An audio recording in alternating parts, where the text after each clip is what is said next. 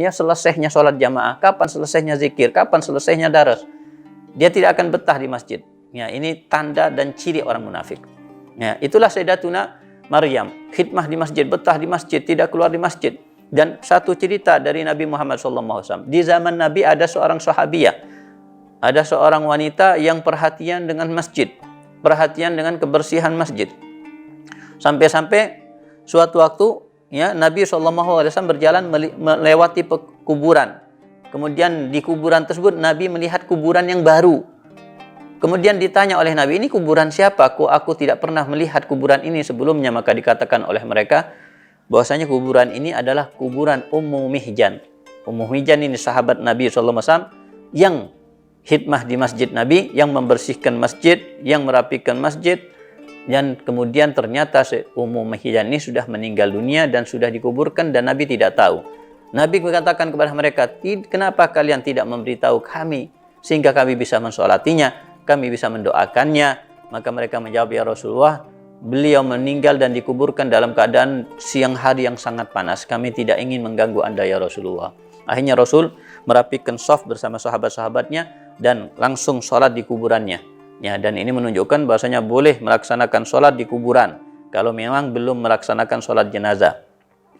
Dan di situ kemudian Nabi mendoakannya. Setelah mendoakannya, kemudian Nabi SAW berkata kepada kuburan Ummu Mihjan ini, ma wajadta amalan ayu amalin wajadta afdal atau wajadti afdal atau kama qala.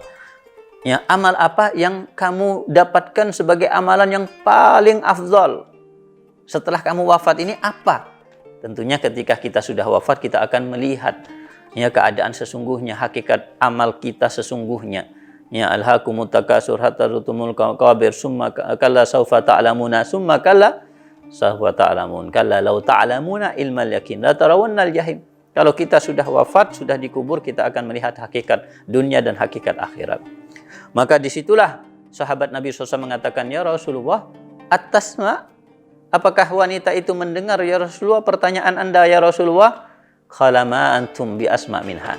Rasul mengatakan, tidaklah kalian yang masih hidup ini lebih mendengar daripada kalamku, daripada, ya, Ummu Mihjan ini. Jadi artinya Rasul mengatakan Ummu Mihjan ini lebih mendengar kalamku daripada kalian yang masih hidup. Dan kemudian Nabi SAW mengatakan, dan Ummu Mihjan menjawab pertanyaanku, bahwasanya amal yang aku dapatkan yang paling afdal adalah qaumul masjid, yaitu membersihkan masjid. Ya, jadi, ya, ini juga pelajaran dan nasihat, ya, semangat motivasi kita untuk lebih, ya, perhatian dengan masjid. Ya, terutama kalau ada kotoran kita bersihkan, ada sampah di masjid kita ambil, ada bungkus permen, ada bekas makanan kita ambil, kita letakkan bahkan di kantong kita. Ya, karena, ya, masjid lebih mulia daripada kantong kita. Masjid lebih mulia daripada badan kita. Ya, kalau kita di masjid kadang-kadang sebaliknya, ya, kotoran di badan kita dibersihkan untuk jatuh di masjid. Atau ada sampah di kantong kita dikeluarkan ditaruh di masjid. Na'udzubillahi min dzalik. Itu sebuah dosa, itu sebuah dosa. Ya, mengotori masjid dengan sengaja itu adalah dosa. Ya, dan mengambil kotoran di masjid, ya, itu adalah ampunan dari Allah dan itu adalah pahala dari Allah Subhanahu wa taala. Bahkan perhatian Nabi SAW sampai-sampai ketika suatu waktu masuk masjid, Nabi melihat, ya, ada di tembok masjid itu ludah seseorang yang meludah di masjid. Ya. Dan kemudian Nabi SAW, ya, yang di saat itu memakai selendang, memakai rida, ya, maka Nabi SAW mengambil ridanya, selendangnya, dan kemudian mengusap ludah di tembok masjid itu, padahal ludah itu adalah ludah yang menjijikkan, tapi diusap oleh Nabi dengan selendang beliau. Ya, dan ini menunjukkan bagaimana Nabi memuliakan masjid, bagaimana Nabi menghormati masjid. Abu Yazid Al-Bustami suatu waktu berziarah kepada seseorang yang dikatakan oleh mereka bahwasanya orang tersebut orang wali, orang tersebut orang yang masya Allah mulia. Ya, Abu Yazid punya kebiasaan ketika mendengar ada orang mulia, ada orang soleh, apalagi wali minal aulia, berziarah kepadanya.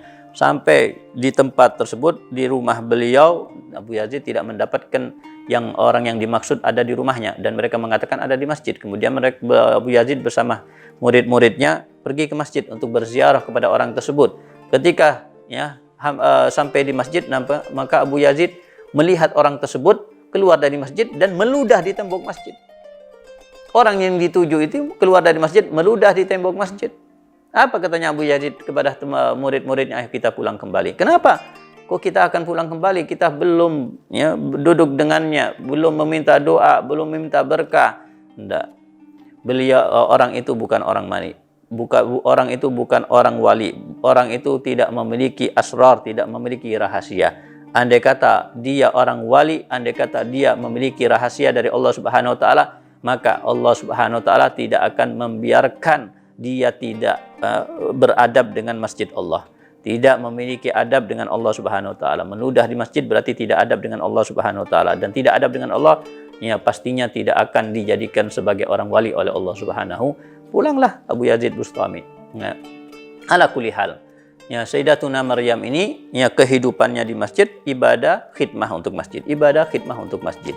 Dan terjadi karomah yang luar biasa. Nabi Allah Zakaria mendapatkan makanan yang tidak pada waktunya yang ada di sisi Sayyidatuna Maryam. Maka sampai-sampai Nabi Allah Zakaria mengatakan, anna laka hadza. Ya Maryam, dari mana kamu mendapatkan makanan ini?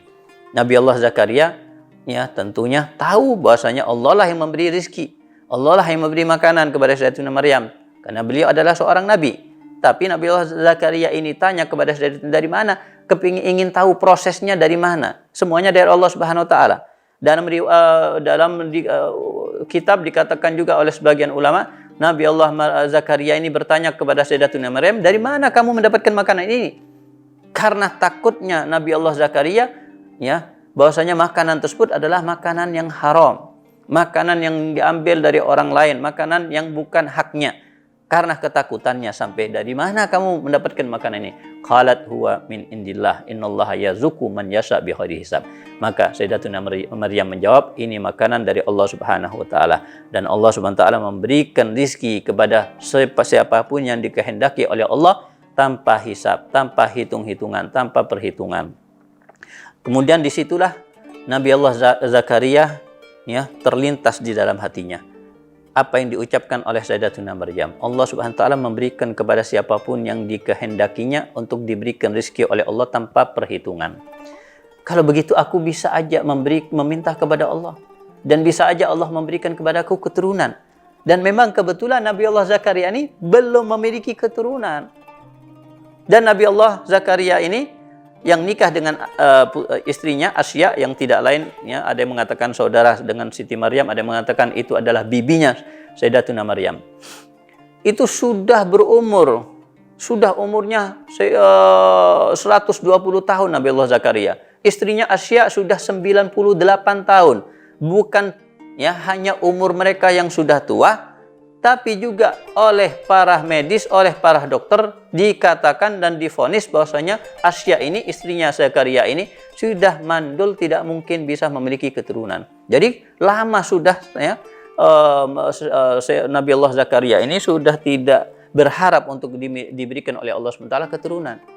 Tapi ketika Sayyidatuna Maryam mengatakan qalat huwa min indillah innallaha yazuku man yasha, maka terbesit di dalam hatinya untuk meminta kepada Allah. Allah bisa aja untuk memberikan keturunan kepadanya. Minta kepada Allah. Di saat itu juga Nabi Allah Zakaria meminta kepada Allah untuk diberikan keturunan. Dan Allah Subhanahu wa taala takdirkan untuk istrinya Asya ini hamil. Dan tidak lama juga setelah istrinya hamil, Nabi Allah Sayyidatuna Maryam pun juga Allah takdirkan untuk hamil. Sayyidatuna Maryam, kita tahu Sayyidatuna Maryam ini bukan seorang nabi, alal mu'tamad, menurut pendapat yang kuat, karena Sayyidatuna Maryam seorang wanita, dan syarat daripada wanita itu harus syarat untuk menjadi nabi itu harus laki-laki. Jadi tidak bisa nabi itu berasal dari kalangan wanita. Syarat untuk menjadi nabi harus dari kalangan laki-laki, sedangkan Sayyidatuna Maryam seorang wanita. Jadi Sayyidatuna Maryam yang mulia luar biasa, tapi tetap yang muktamad bukan seorang nabi. Apalagi Nabi SAW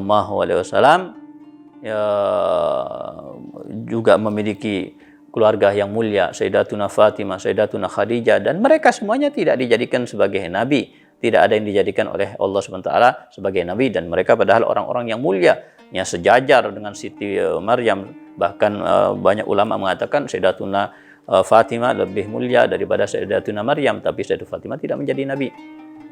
Ya, jadi kadang-kadang pada zaman sebelumnya, ya pada waktu sebelum ini banyak mereka yang mengaku sebagai nabi. Bahkan di antara mereka yang mengaku nabi ada dari kalangan wanita mengaku sebagai nabi.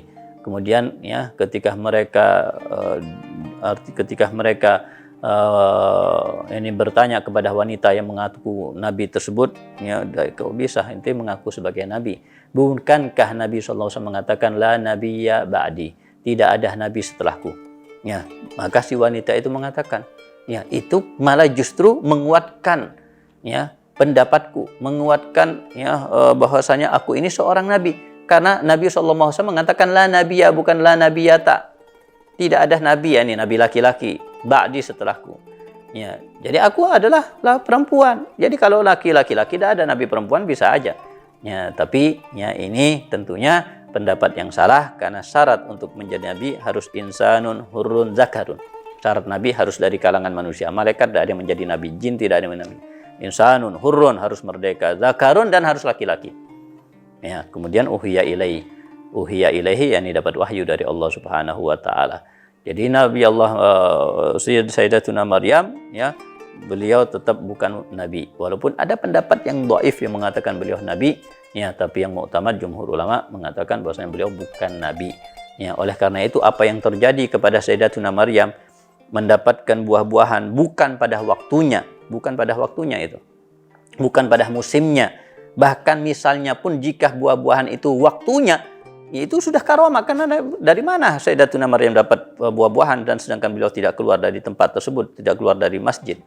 Ya, apalagi itu bukan waktunya, yang jelas-jelas itu murni karena karomah yang diberikan oleh Allah kepada Sayyidatuna Maryam. Itu menunjukkan menunjukkan adanya karomah daripada karomatul aulia. Karena ada sekelompok orang yang mengatakan, yang berkeyakinan bahwasanya tidak ada karomah, yang ada itu mukjizat, karomah itu tidak ada. Ya, yang ada mukjizat, dan itu mukjizat di tangan Nabi, bukan di tangan orang biasa, bukan di tangan sekalipun orang wali. Ya, tapi yang kita yakini, dan itu keyakinan ya, ulama Ahlus Sunnah wal Jamaah, bahwasanya karomah ada. Bahkan diceritakan dalam Al-Qur'an. Ya, karomah Sayyidatuna Maryam mendapatkan makanan bukan pada musimnya, ada di dalam Quran. Ya, Ashabul Kahfi tidur 300 tahun lamanya, ya tanpa makan, tanpa minum. Ya, tapi mereka bangun dalam keadaan sehat walafiat, itu karomah, diceritakan dalam Quran. Ya, dan juga Asif, ya, dan juga cerita Nabi Allah Sulaiman memindahkan singgasana Balqis, ya, dari tempat ke tempat yang jauh. Ya, itu dilakukan oleh seorang minas sholihin, dan itu bukan nabi, itu karomah. Ya, di zaman sahabat juga ada karomah, bahkan di antara karomah yang terjadi dari salah seorang sahabat Nabi SAW yang mirip dengan karomahnya ya Sayyidatuna Maryam adalah Khubayb bin Adi. Khubayb bin Adi, ya, ini diutus oleh Nabi SAW ke daerah Asfan atau Usfan, yang ya daerah tersebut yang tidak jauh dari kota Mekah. Nabi di Madinah diutus untuk memata-matai musuh Islam. Dan Khubayb bin Adi ini diutus dengan Asim bin Sabit sebagai panglima perangnya atau sebagai ketuanya, dan mereka berjumlah 10 orang. Dan ketika mereka sampai di tempat musuh atau seketika mendekati tempat musuh, maka ya, musuh mengetahui jejak mereka, karena mereka melihat kok ada kurma yang mereka tinggalkan. Biji kurma ini kurma Madinah, bukan kurma Mekah. Ini berarti ada orang-orang Madinah yang datang ke sini, dan mereka berarti bisa jadi ini musuh kita. Dan mereka mengikuti jejak kakinya dan sampai ke tempat mereka, dan mereka akhirnya dikepung. Dan mereka jumlahnya hanya 10 orang, dan mereka lebih dari 100 orang yang mengepung. Dan kemudian mereka diminta untuk menyerah, tapi mereka tidak mau. Dan kemudian mereka diserang, dan mereka meninggal dunia. Ada 7 orang, dan 3 orang mereka masih hidup. Di antaranya adalah Khubayb bin Adi, dan kemudian di antaranya adalah Zaid bin Dasina. Zaid bin Dasina ini yang disandra oleh orang-orang kafir, yang kemudian menawarkan kepada Zaid bin Dasina ini untuk ya dibebaskan dengan syarat bisa mendatangkan Nabi Muhammad untuk mereka, dan akan menyiksa Nabi Muhammad sebagai gantinya. Ya, maka Zaid bin Dasina mengatakan, demi Allah, jika misalnya sekalipun aku ini ya dibebaskan dan aku hidup bersama keluargaku bahagia senang dengan membayar tebusan yang lain, yang tidak lain tebusannya ya Nabi Muhammad ya akan disiksa dengan tusukan duri kecil aja, maka aku akan tidak akan rela. Aku akan lebih memilih aku disiksa sekarang daripada Nabi Muhammad terkena ya duri yang kecil, apalagi yang lebih daripada itu. Ini Zaid bin Dasina termasuk di antara mereka. Hubaib bin Adi termasuk yang hidup. Kemudian mereka menyiksa mereka, orang kafir menyiksa mereka berdua, dan ada lagi satu sahabat lagi bertiga sampai puas. Ya, kemudian mereka dijual. Setelah disiksa mereka dijual sebagai budak, dan kemudian dibeli oleh mereka orang kafir sendiri yang membeli Hubaib bin Adi ini, yang keluarga yang pernah dibunuh oleh Hubaib bin Adi di peperangan Badar, sehingga mereka punya misi balas dendam, sehingga Hubaib bin Adi disiksa lebih kejam lagi ya, dan berhari-hari disiksa. Tapi Hubaib bin Adi selama berhari-hari beliau makan dari makanan yang tidak pernah mereka tahu dari mana datangnya. Mereka mendapatkan makanan di sisi Hubaib bin Adi, anggur yang hijau, anggur yang merah, makanan ini, padahal makanan itu tidak ada di tempat itu. Ini karamah. Dan mereka kaget, ini karomah daripada Hubaib bin Adi, sama seperti Sayyidatuna Maryam. Fa'ala kulli hal. Ya, saya ini menunjukkan bahwasanya adanya karomah daripada karomatul aulia. Sayyidatuna Maryam memiliki karomah ini. Ya, kemudian suatu waktu Sayyidatuna Maryam ini ya, keluar dari masjid, kemudian ya untuk mengambil hajatnya yang darurah. Kemudian Allah Subhanahu wa taala kirimkan malaikat Jibril kepada Sayyidatuna Maryam untuk meniup Sayyidatuna Maryam sehingga menjadi hamil. Maka disitulah ketika muncul Nabi Allah malaikat Jibril kepada Sayyidatuna Maryam kaget, ya, ini siapa ini? Sayyidatuna Maryam kaget melihat malaikat Jibril, ya, tapi malaikat Jibril turun berbentuk manusia.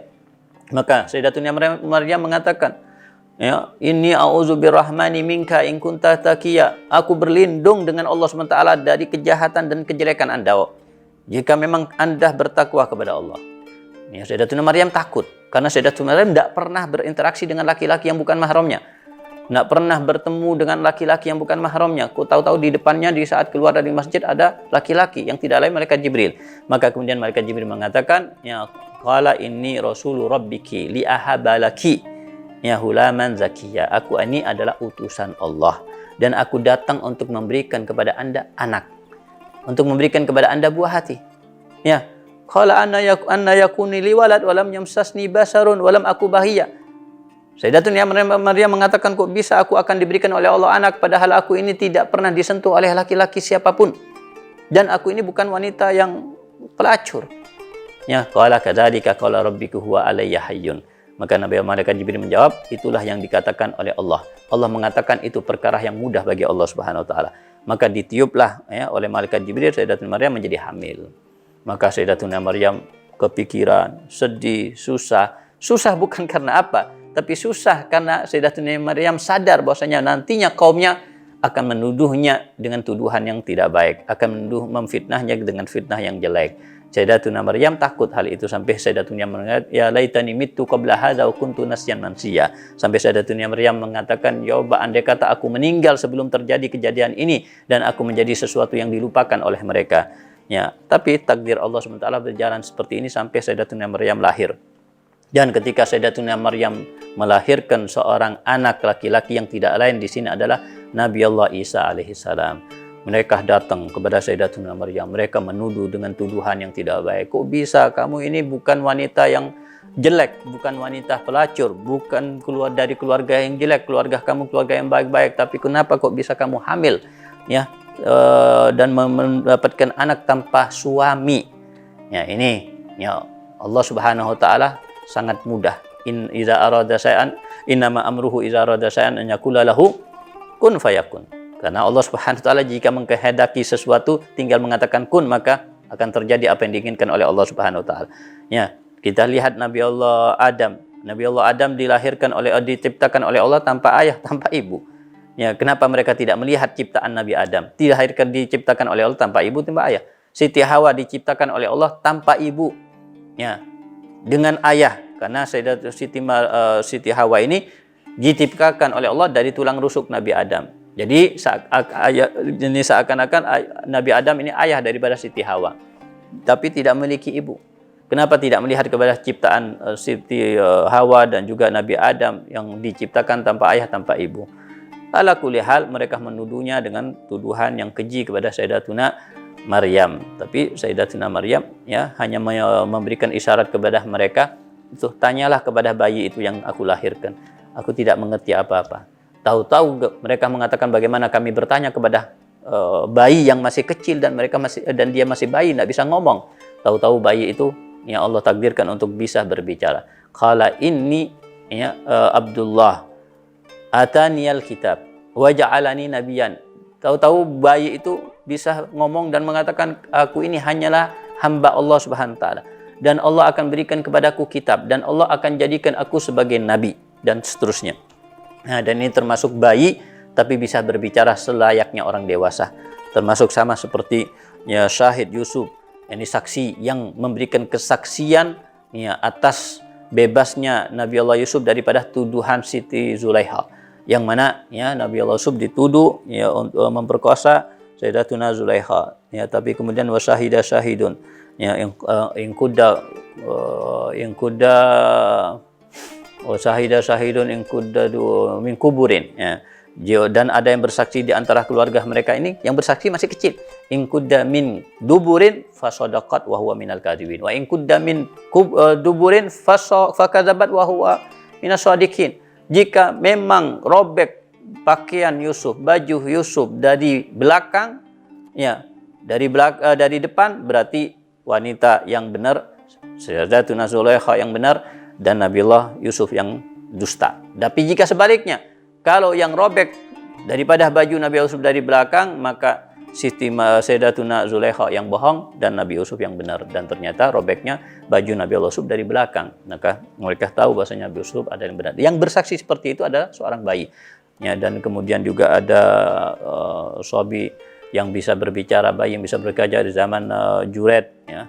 Dan ala kulli hal, ini adalah mukjizat dari Allah Subhanahu wa taala, karena Nabi Isa adalah seorang nabi. Yang mana kita ambil kesimpulan dari ini bahwasanya seorang wanita ya dituntut oleh Allah Subhanahu wa taala untuk bisa ya beribadah kepada Allah Subhanahu wa taala dengan sebaik-baiknya. Dan juga diambil pelajaran dari ini, kita ya sebagai manusia diminta untuk ikhtiar, diminta untuk berdoa, memohon kepada Allah, dan segala sesuatu tidak ada yang tidak mungkin bagi Allah Subhanahu wa taala. Yang memiliki keturunan walaupun sudah berapa tahun menikah, sudah berapapun usianya, tidak ada ya kata mustahil bagi Allah Subhanahu wa taala jika Allah mengkehendaki. Tinggal manusia mau meminta, memohon kepada Allah atau tidak ya. Dan Nabi Allah Maryam melahirkan Nabi Allah Isa tanpa suami, tanpa disentuh dengan laki-laki. Kalau yang melahirkan tanpa suami banyak, zaman sekarang melahirkan tanpa suami banyak, tapi tanpa disentuh artinya berzina, tanpa disentuh dengan laki-laki bisa melahirkan.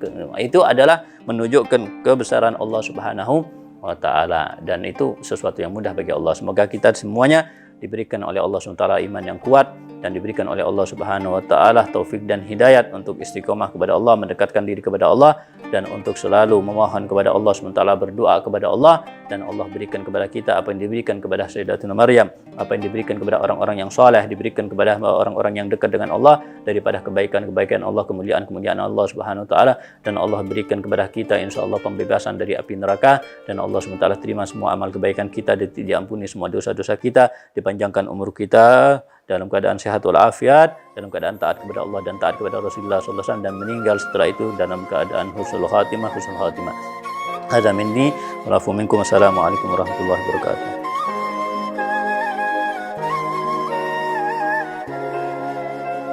يا كمل النساء يا مظهر